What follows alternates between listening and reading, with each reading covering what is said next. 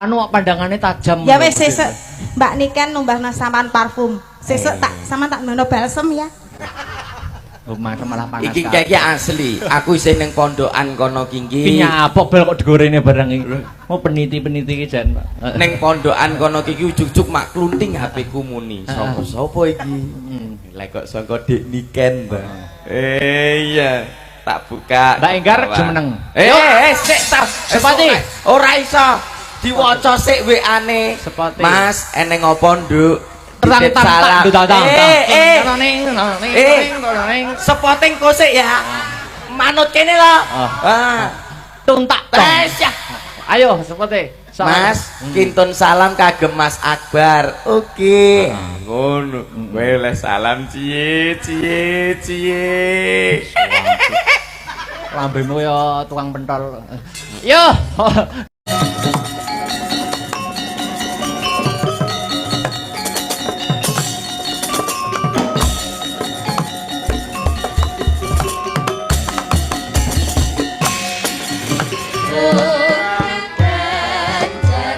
Wonten candhaking lampah ing mangke datan kadi ing madyaning alas Parasara tengahing alas ana cahya manter sak sada lanang tuhu tejane calon ratu Pringgondani Risang Gatotkaca ing mangke nembe hanindakaken teteki hayoga brata lenggah ing sela Sumayana saandhaping mandera ingkang ageng nering cipta rasa nagih dumateng janjinipun para Jawata pramila datan muka pangari bawa sumundul ngantos kahyangan mangkono praptaning Hyang Narada ya Sangkaneka putra merepeki ingkang lagya teteki hayoga brata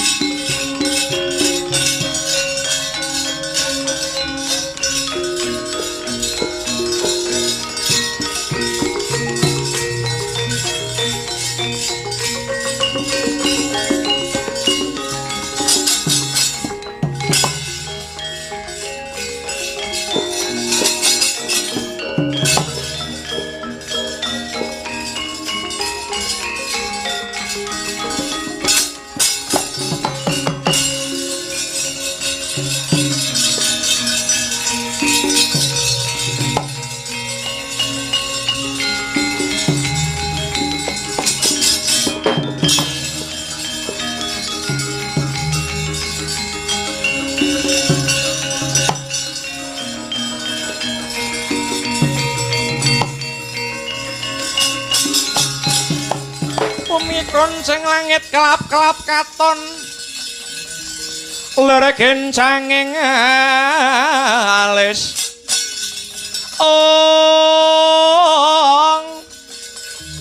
Risang maweh gandrung sabarang kadulu wukir moyak mahayik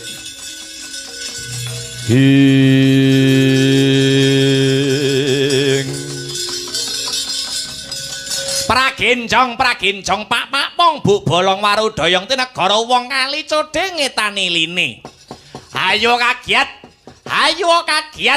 rasa kita Gatotkaca pun ulun ingkang hanjugarake hanggon kita mangun tapa waduh kejawi saking menika duh pukulun Narada inggih pukulun Kaneka putra wonten wigatos ingkang pundi wonten wigatos ingkang pundi dene paduka pukulun Bathara Narada inggih sang Kaneka putra hanggegah hanggen kula semedi maladi hening kawruhanana Gatotkaca marmane ulun hanjogarake anggon kita patrap semedi krana ing dina sakmengko kahyangan Suralaya lagi kapandhuk ing gara-gara bareng ulun teliti kanthi permati nganti tekan jroning ati sumbering gara-gara disebabake rong perkara siji pangaribawane jeneng kita Kulup Gatotkaca anggone Amanguntapa ana tengahing alas Parasara.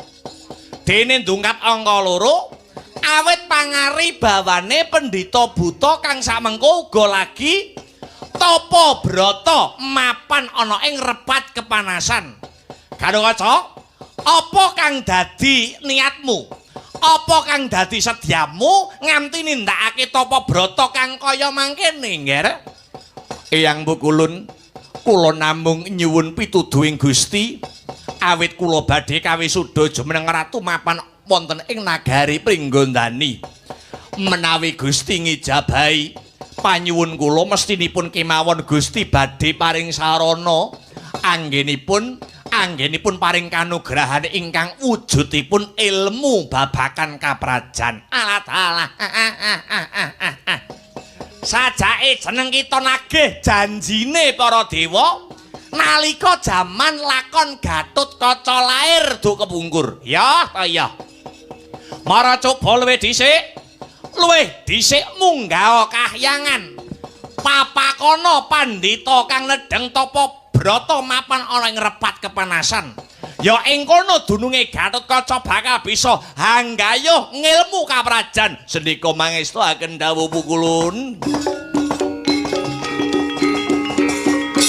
Sigra kang pala dumingal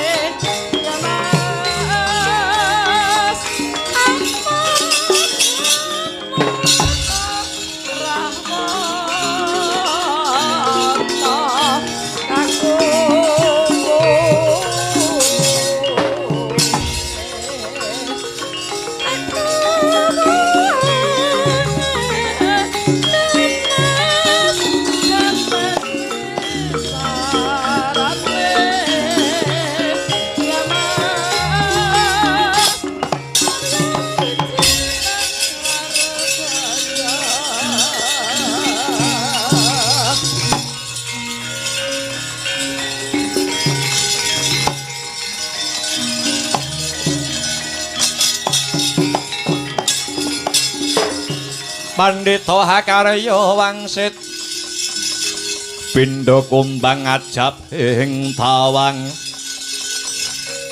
susuh angin ngendi nggone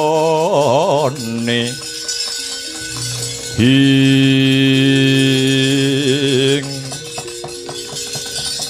satriya bagus brengose sak kepel sisih sapa kekasihmu ki sanak Gatotkaca kang dadi jenengku. Bali takon sapa peparapmu heh Pendhita Yaksa. Peparapku Begawan Rambana. Aku pendhita kliyang kabur kanginan ana parigawe apa jeneng sira methuki marang aku Gatotkaca. Sumurupa paremban sak siliring bawang maneh Gatotkaca bakal kaju menengake dadi ratu mapan ana ing negara Pringgondani. Ngayomi para kawula sak negara Pringgondani. Ora ketang sethithik aku wene ana ilmu babakan kaprajan. Tak nggo sangu anggonku dadi ratu. Kowe kok njaluk ilmu karo aku. Aku mung ngestu padha dawuh pangandikaning para Jawata. Ya. Kowe bakal tak wenehi nanging luwih dhisik tak teter kadigdayamu. Gatotkaca ora mundur ing geguntur, Gatotkaca ora mendha ing pamiluta. Bagus kowe.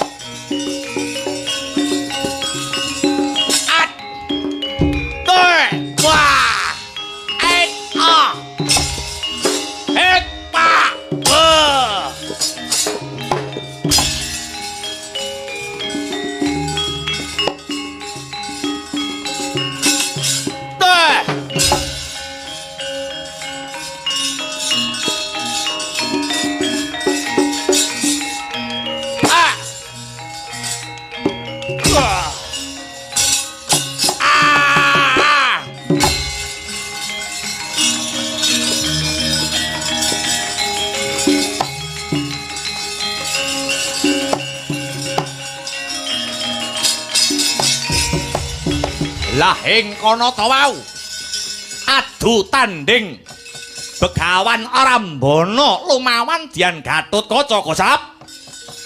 Begawan Rambana badar wujud sekawit. Begawan Rambana badar wujud sekawit.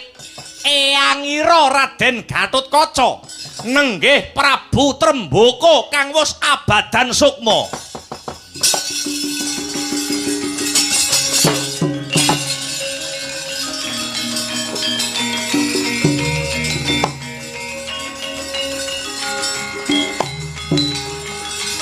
Wah!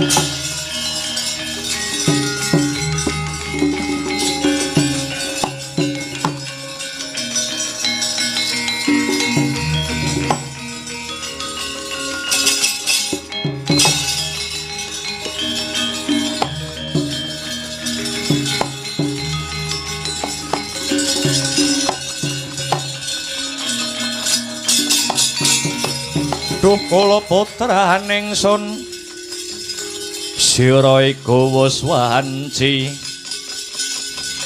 pisah lan jenenging Wang Hayuwa gulining harati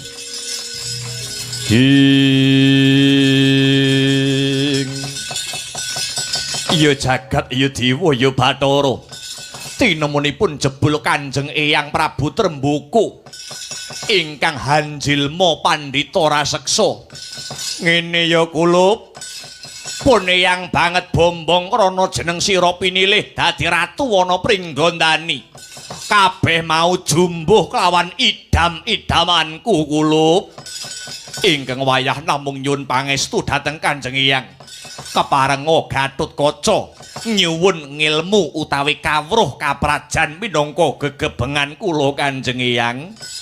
Ngene ya nggih. Wong dadi ratu kuwi kudu nindakake 12 bab. Angka 1 teguh kelawan agamane.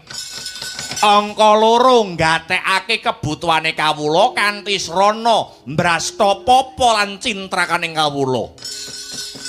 Angka 3 cedhak lawan wong pinter aja pekewuh hanggayuh wimbuing kawruh lan ngudi marang indake ngelemi. Angka 4 kang kudu digayuh dening calon ratu ngajenana marang panemuning liyan sarta menggalih panemu mau kanthi sarana sarasean.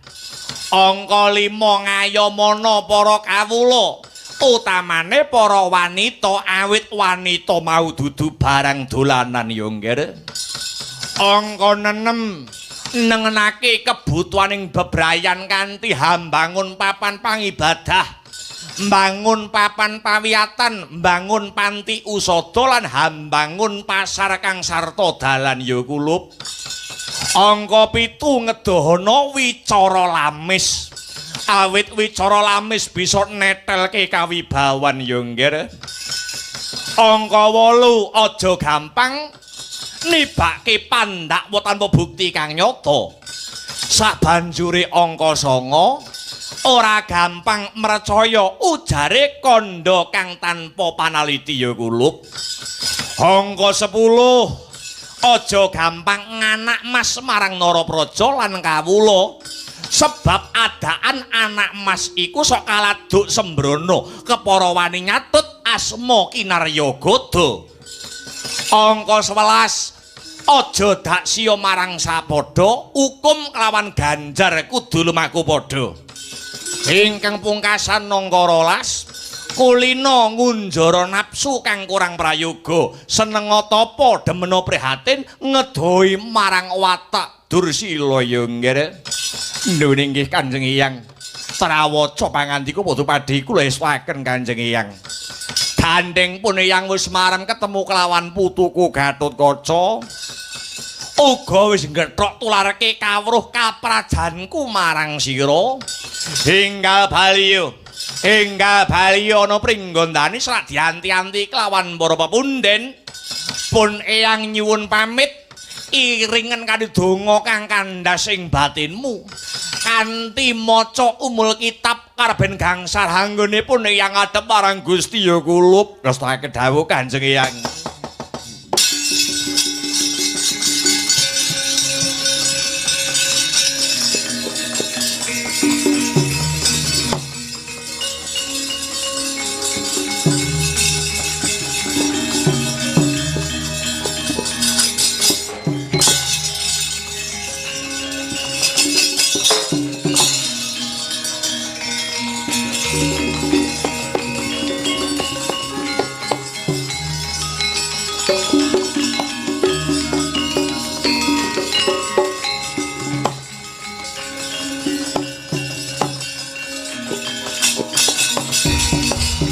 Purnapata merah ingsun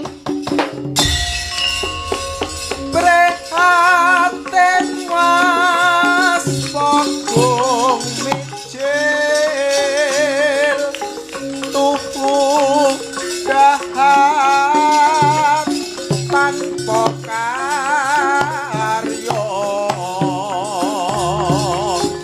sakang rinemekan Gusti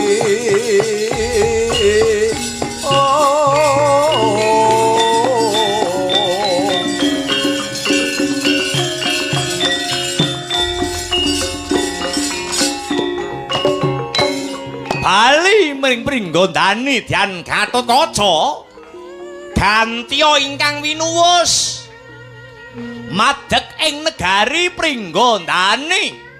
Madeg ing negari Pringgondani wis pepak hanggenya arsa ngadani tata wisudan ratu.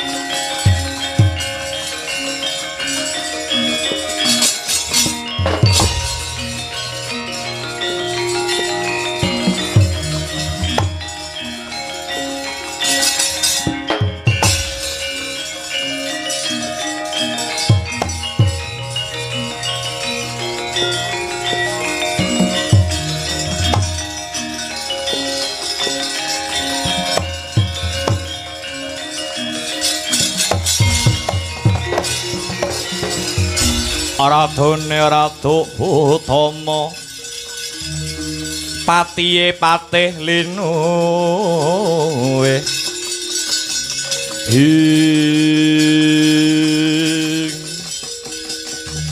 Gatotkaca kula wonten dawuh Kanjeng Eyang Prabu Matswapati. Dina iki aja kesuwen nyuwuna pangestu karo ibumu Arimbi lan ramamu Werkudara. Lenggao dampar keprabon Pringgondani pun kaki Matswapati ingkang bakal ngepiyake anggonmu dadi ratu kula.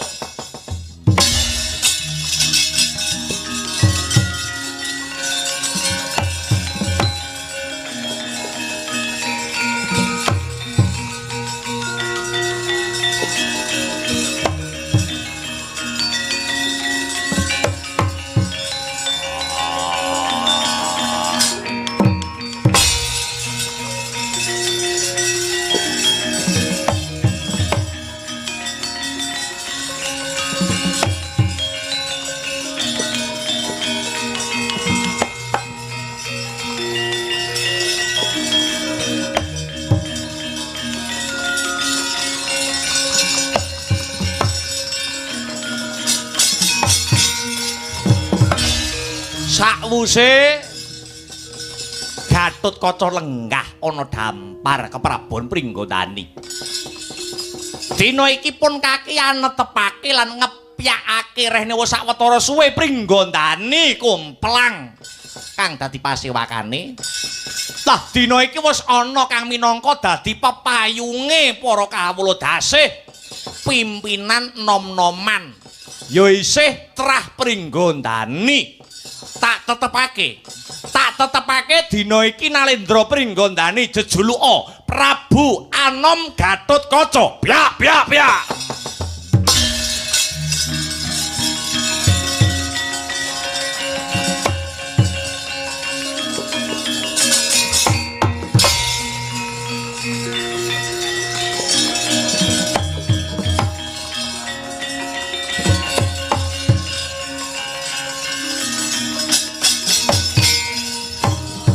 Wah, ngaturaken ketiwasan sak menika Kakang Brajadenta merong kampuh Jinggo Balela mboten trimah menawi namung dados pepatih kepara purun wangsul dhateng negari Pringgondani mriki menawi Kakang Brajadenta ingkang dados ratu sinuwun. Tobat.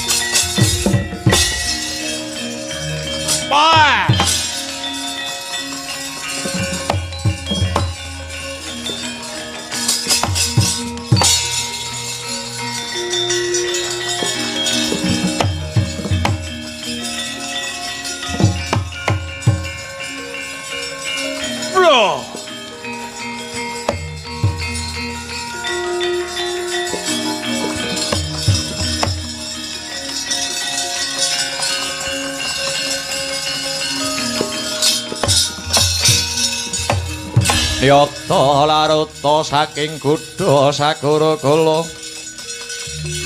yen Hatanamuta sang seri ing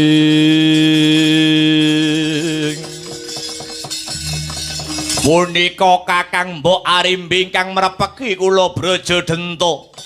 Iya Brajadenta. Mulane aku methuki Brajadenta mapan ana ngalun-alun. Amarga selak ora kuat anggonku ngrungokake palaporing Brajamusti.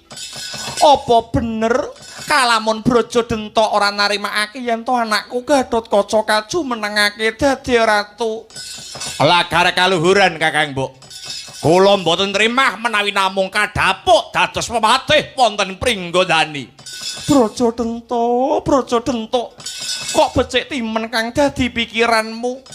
Wingi-wingi kowe woh apa? Bareng iki wis wisudan lah kok dadak ana babah nglayoni jujul Hanusuli. Kurang apa anggonku padha momong sedulur Brajadenta. Aku ngrumangsani sedulur metu wedok ora majipi tumrap kelungguhan Pringgondani. Mongko kowe biyen ya wis tak kongkon nyekel pemerintahan. Neruske swargi Kakang Arimbo ning wangsulanmu jare kowe ora wageng dadi ratu. Malah saka penjalukmu dhewe supaya tetuka sing didapuk dadi ratu. Bareng kabeh wis sarujuk, kowe saiki malah mbalela mentahke rembug sing wis maton. Luwih-luwih Brajamusti palapore padha dimirengake para sepuh. Kaya ngapa suprating panonku merga ngempet rasa isinku. Para sepuh sing ora ngerti sejarahe dikira aku njarah rayah pelungguhan Pringgondani Brajadenta. Kakang Mbok ora perlu izin. Kakang Mbok ora perlu izin. Kowe ora perlu izin. Pancen nyatane ya kaya ngono kuwi. Kowe wis sekuton karo para Pandhawa. Ngrebut panguwasa Pringgondani saka tangane Brajadenta. Ya ngono apa ora? Mung merga kowe ngeboti anakmu dhewe nganti mentala nempuh dalan sing ora bener. Mula saka kuwi Mbak Yarimbi ora sandadak nganggo tembung isin. Akono wae. Senadyan ayu rupamu, senadyan ayu rupamu ning jiwamu butuh batopat.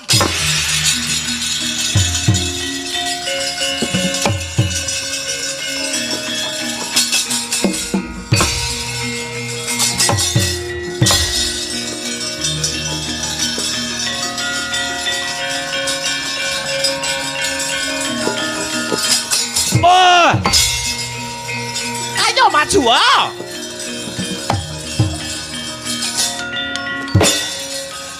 Ayo milio Kakang Mbok.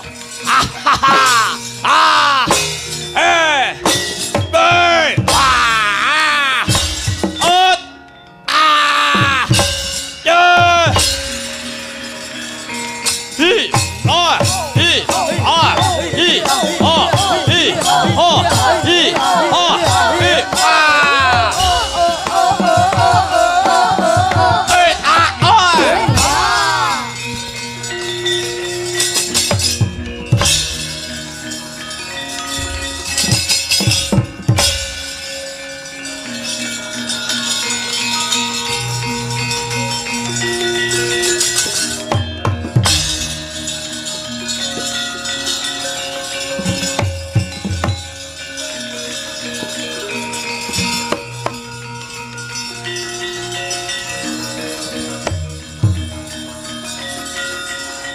Waduh.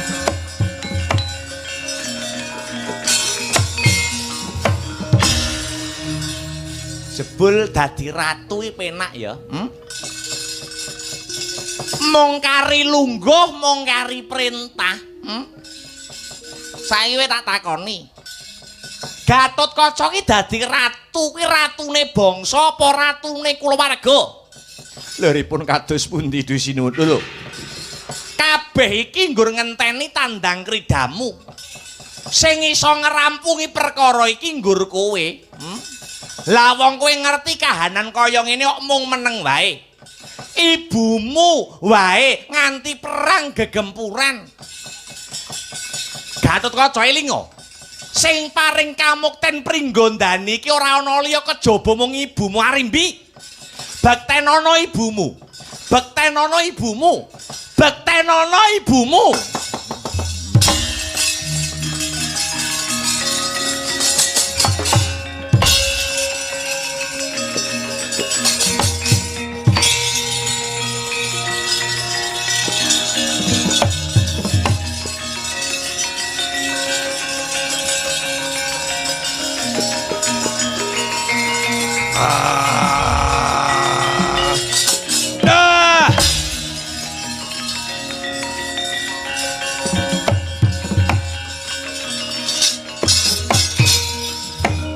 Aritane satriya linuwe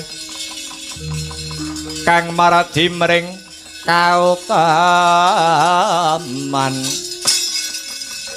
ing paman Brajadenta paduka ampun ngantos dameling sempaman menawi paduka milik palungguhan Pringgondani monggo sak mangke Pringgondani sak wetahipun kula borongaken kula pasrahaken paman Brajadenta. Ora usah macak melas kowe. Kabeh iki iso dumadi merga akal julike wong-wong Pandhawa. Kalebu bapakmu gerangamu. Merga Pandhawa nglungguhi negara Ngamarta, Pandhawa ngrumangsani Ngamarta kuwi negara cilik. Bisane gedhe kudu blengket karo Pringgondani. Jare Pandhawa kuwi wong utama. Ning jebule Pandhawa ki wong serakah, dakah-dakah. Milik karo kamuktene liyan. Kowe bocah wingi sore.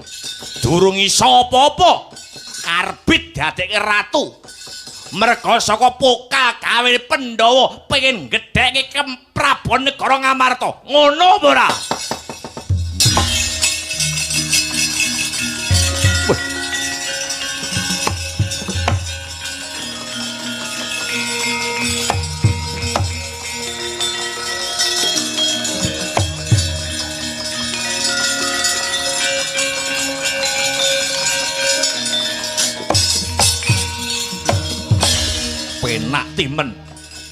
penak timen leh mengucap ora watak pepunden Pandhawa edan marang kelungguhan. Kanjeng Rama golek kamukten dhewe direwangi mbabati alas. Paman Brajadanta, kowe mblenjani janjimu biyen. Kowe ora pantes tak pepundhit, pantes tak punjung nganggo kepelantangan. Bagus, iki sing tak enteni.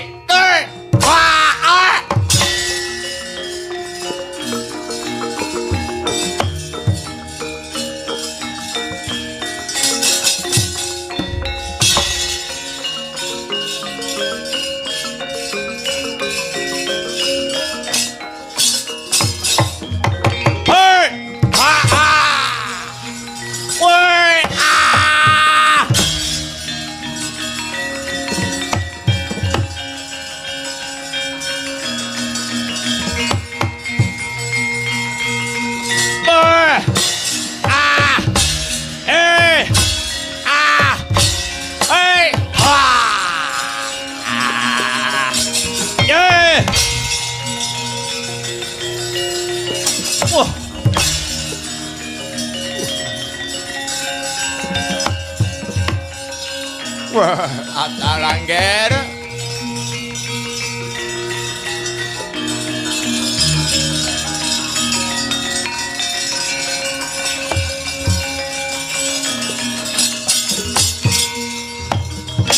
Pripun, Nger?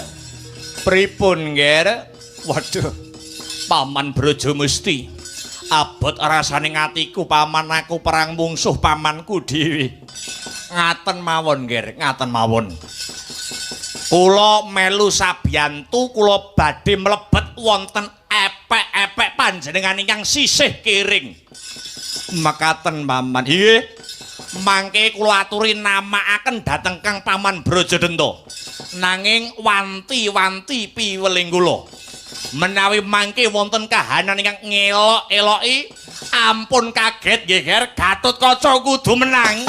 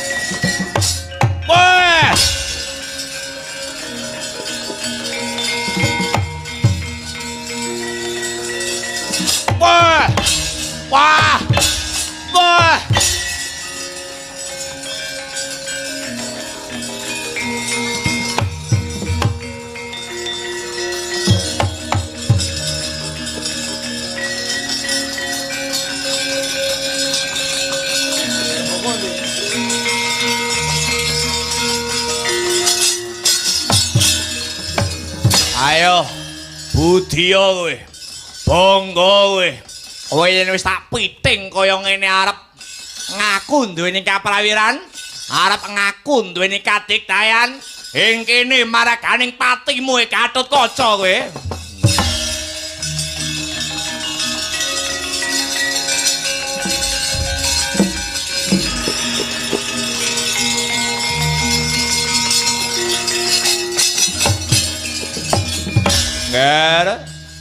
Brajadanta, aku bapakmu Trembuku kang wis abadan sukma nggih.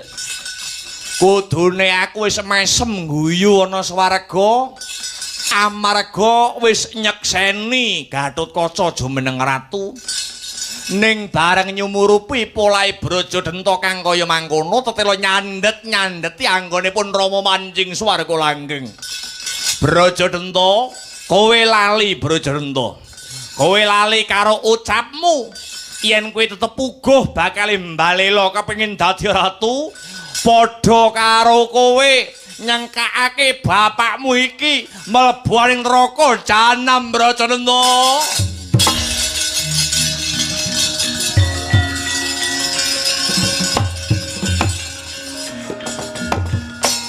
Pauta Den Piting wani risang Gatotkaca kaliyan Raden Brajadanta. Nanging dupi midhanget swantenira Prabu Trembaka ingkang wis abadan sukma. Kadya linolosan otot bebayune Raden Brajadanta. Rumangsa getun awit pangicuk-icuki Patih Sengguni. Dupi lena risang Brajadanta tanggap sang Gatotkaca. Raden Gatotkaca ngetok karo saningkang pungkasan den tempiling keng paman ngagem astanira ingkang kering. Gugur sang Brajadanta manjing ana astanira sang Gatotkaca ingkang tengen.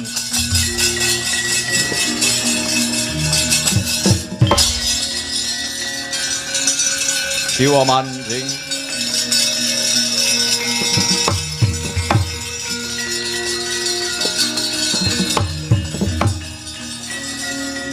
ayo bola we.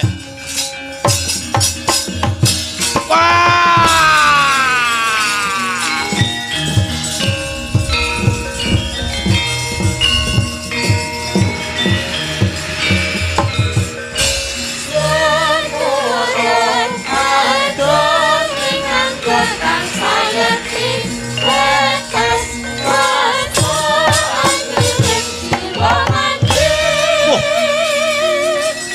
Paman.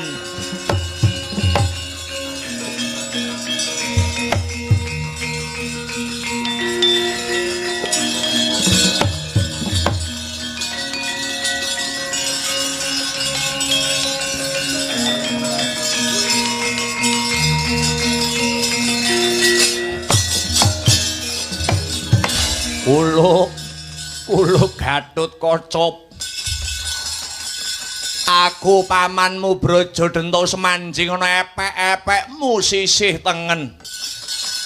Aku njaluk pangapura. Sejatine niatku anggonku mbalela utawa nindakake kraman iki mung kinarya haneter sepira anteping tekate bocah Pringgondani. Ayamana para kawul dasih ingkang mapan ana negara Pringgondani. Anggonmu dadi ratu kudu adil kang sarta wicaksana. Pun paman Brajadanta lan Brajamusti animpal keli ngempeke ana epek-epekmu sisih tengen lan kiwa. Dadya sarana kekuatanmu aji-aji Brajadanta Brajamusti.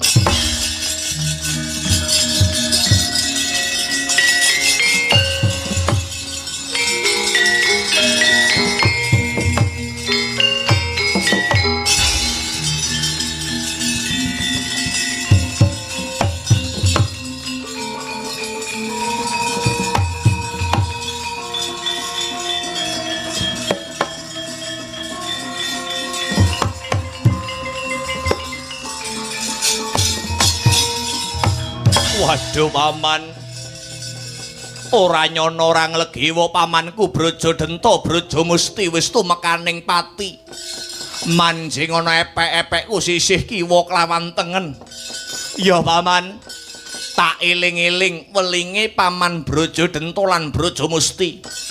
Kasekten kang aji-aji Brajadanta Brajamusti iki dadya sarana memayu hayuning bawana.